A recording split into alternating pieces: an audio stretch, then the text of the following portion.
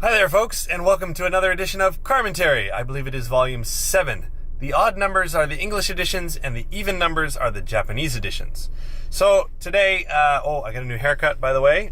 The stylist kind of did me up nice there, so I thought I'd leave the hat off today.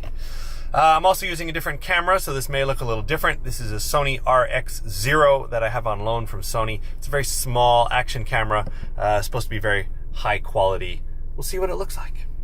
So today I want to do part 2 of the Air BnB home sharing episode that I did on Volume 5. Got quite a few comments about that. People seemed... Well, I mean, it's always nice to get comments, whether they're good comments or bad comments. I just got one a few minutes ago. I'll read to you real quick. Thanks for your interesting views on the issue. As far as I'm concerned, there's always the same problem here in Japan. Japanese government is introducing ridiculous laws and rules which are protecting their own interests and Japanese companies. Unfortunately, there's not even one clear rule or law in this country, and if you pay some strange companies to do your paperwork, you can always go around it. There's more to this comment, but I'll leave that one there. He's got a point, and I'll get into that a little later, because everybody is just figuring out, the loopholes. Find the loophole, get through it, and you've got your registration, and you're good to go. And I think you're right. That's everywhere in the world, I think, especially with countries that maybe make a lot of laws and a lot of rules. In Japan, you can't bribe people straight out anymore. Maybe that worked 50 years ago or something. I don't know. I've been to Russia. I've been to other countries where you can basically bribe your way in or out of pretty much any situation. In Japan, it only seems to work up at the very highest levels of government. And it doesn't work on the lower level where we are.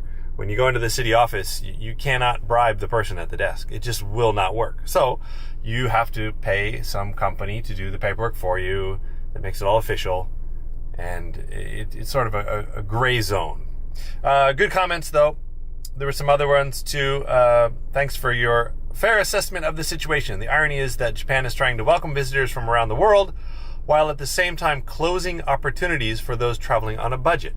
I agree with that as well. Now, let's go to the next little piece of info I have before I actually start driving. This one came from my mother in America, and I appreciate her sending me this. It's an article that was on the web, theeconomist.com. So it's a big news organization. It can be trusted. The headline is, tourists are arriving faster than Japan can accommodate them. Foreign workers may be needed to serve the foreign visitors. This is another problem. Well, let's just read a little bit of this. It's talking about Ishigaki, the island in Okinawa, which was voted the world's hottest destination by TripAdvisor, a travel website. It's already popular with Asians from nearby Taiwan and Hong Kong, and increasingly with Westerners looking for a counterpoint to temple touring and tea ceremonies in Kyoto. This kind of sounds like it was written by someone with an English accent. And increasingly with Westerners looking for a counterpoint to temple touring and tea ceremonies in Kyoto.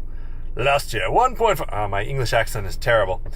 1.4 million foreign and local tourists visited Ishigaki, twice the number since 2013 when a new airport was opened. So they opened a new airport, and in 5 years they have doubled their number of tourists.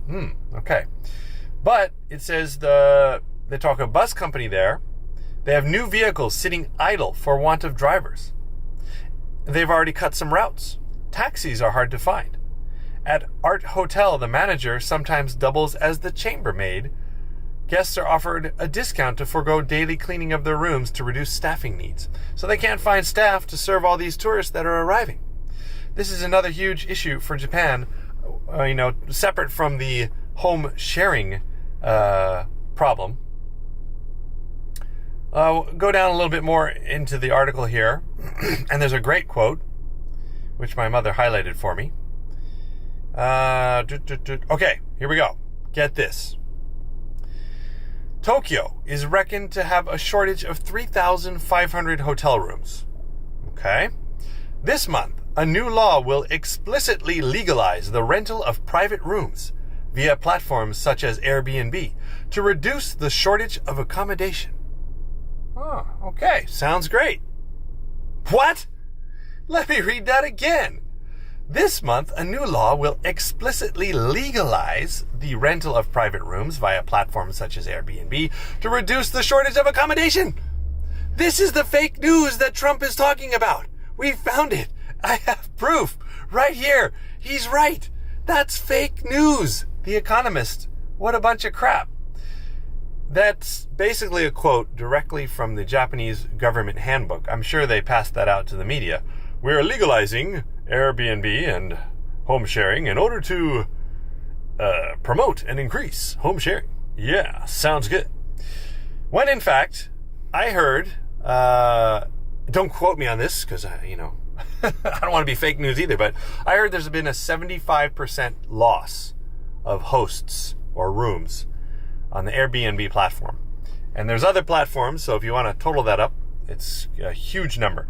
I know there were thousands until recently in Hokkaido, and there are now, I checked a few days ago, and it showed 375.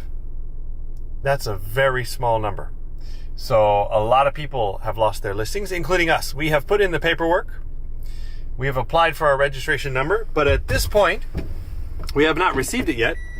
And we were recently delisted by Airbnb. So you will not be able to find our unit if you search on Airbnb.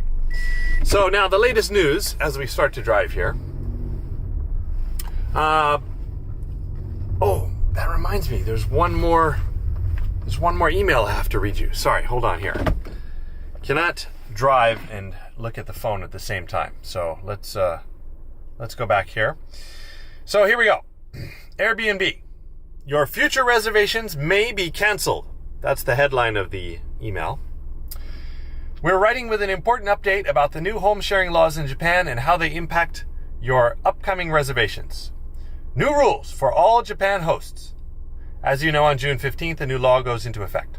On June 1st, the Japanese government unexpectedly instructed us that any host without a valid notification number should cancel all upcoming reservations, even if you're in the process of obtaining one.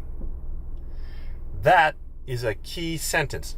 So I got that email a couple days ago. What day was that? On the 8th of June. And immediately that night I went home and checked our system, our calendar, and we had reservations. We had one starting on the 15th, and we had a couple just after that in the following weeks, and they were all canceled. But the reservations after that, from like mid-July onwards till the fall, they're still there. They still exist, even though we have been delisted. So we can communicate with those people. They still know that they have reservations.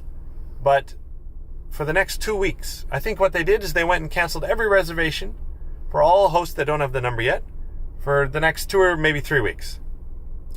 And everybody after that is sort of on hold. But now as time progresses, I'm sure each week, if you don't have the number, they will just keep canceling the reservations you have for the next few weeks.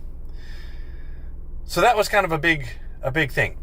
The fact that they didn't wait until June 15th, I don't know. It's kind of weird, and kind of that's the kind of thing that, I knew something like that would happen, and I blocked all of our open dates quite a ways back, so we didn't have that many reservations to deal with. But that's kind of it's a nice plot twist, right? The new law comes into effect. Obviously, people are still taking reservations. They're trying to get their registration. But hey, if you don't have your registration number, you cannot even hold those reservations to see if you get your registration number. You just got to go out and cancel them all. Boom. So this sudden cancellation of everybody's reservations, this is the kind of thing that really makes people angry, It's like you could have thought of that like way back when you decided to put this law into place and said, hey, we're going to start accepting these applications, but no one can even accept reservations from July 5th or June 15th on until you get the number. That would have made sense to me. But to sort of leave it in limbo is, oh, you can take, reservations. You're still in the system. But at the last minute, we're going to come in and tell you to cancel them all. That's not cool. And it goes against the grain of what is a real part of the culture and is really promoted internationally, which is Japanese omotenashi. Omotenashi is a word that is thrown around. It was thrown around when Japan bid on the Olympics a few years ago. I know that was a big thing. They used the word omotenashi, and basically it means, hospitality above and beyond what is expected or required. It's, really being, super good to your guests and, providing everything they need. And there's a lot of meaning within the word omotenashi. I think I grasp what it means, and it's a great word. I like it. But this is not omotenashi. This is like, hey, oh, you're coming to Japan next week? Too bad you booked with a home sharing site. You're out. It's not cool at all.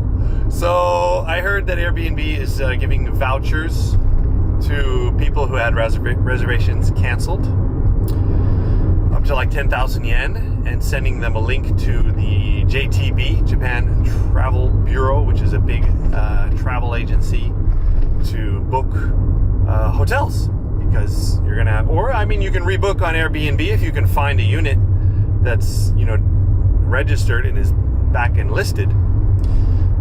So they're obviously sending these emails out. Now I have started, and other hosts who are my friends that I know are getting, tons of emails from people who have reservations coming up in the next, months. So I got several mails from people who had reservations in October. So that's still way out, but they're like, hey, I read the news on the internet. I heard that Japan's canceling all reservations. What's going on? Is mine okay? And so now I'm sending out emails explaining our situation, and that we have put in the paperwork. We're waiting for our number, but we're not sure yet. We've been told up to a month. It may take up to a month to get our number.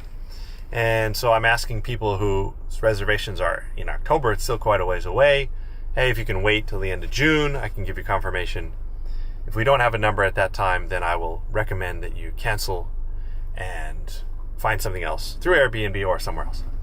So that's what I'm doing with our clients. We do not have that many reservations because I blocked all of our open dates about a month and a half ago, because I knew that things were going to get messy. I just had a feeling, and it's come true. So I'm going to trust my feelings even more from now on. The turd has hit the fan would be another way to put it. Bring a little humor here. So I think it's definitely a mess. It's a mess for everybody, but the people who we need to protect the most are the people coming, the people who are coming to visit Japan, because that's what all this is about. It's about Japan trying to bring more tourism to the country to stimulate the economy. This is not a big, declining population. Expensive electric bills and all this doesn't work great for big industries. Japan is struggling on a lot of things here, and it's a fantastic, amazing country to come and visit and experience. The food, the people, the hot springs, the mountains, the ocean, the rivers, the fish. It's so wonderful.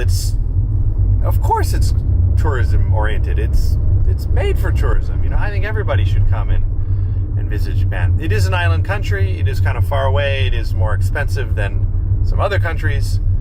So there are some hurdles. But hey, it's the only way forward, I feel, is to be a successful country based on tourism and ecotourism. I think that's the way to go. So, and I think the home sharing and all the Airbnb hosts and all the other platform hosts have provided over these last few years an amazing service that is right in there with the theme of omotenashi, because we are truly one-to-one with the people. I don't meet everybody that stays with us. but I spent a lot of time doing emails. We have handwritten maps that we put in the rooms. We give them local advice, and that's what that whole platform and system was built for. And that's the concept, is to really welcome people into your home, let them experience what it is like to be a local. And that is going to be a big promotion for the future tourism of Japan. If people come and they stay in our place, they experience the hot springs, and they talk with us, and they really enjoy, our place. When they go home, they're going to remember that, and they're going to say, next year we should go to Japan again, and maybe we should try Kyushu. Let's go to another island. Let's use another home sharing service. And this brings people back. So I think it's a little unfortunate that things have become such a mess. I hope it doesn't put too many people off, both hosts and guests. And in closing, I love the comments. It's really exciting to be able to put something out and have people respond and send these comments. So whether you disagree with me or not, I like the comments that give me some pointers and say, hey, maybe you were kind of wrong on that, because I don't sit for hours on Google researching all this before I get in the car and drive. I just get in the car and drive and turn on the camera and just start talking and see what comes out. And as you can see, I'm not editing this a lot to cut out the stupid stuff that I say.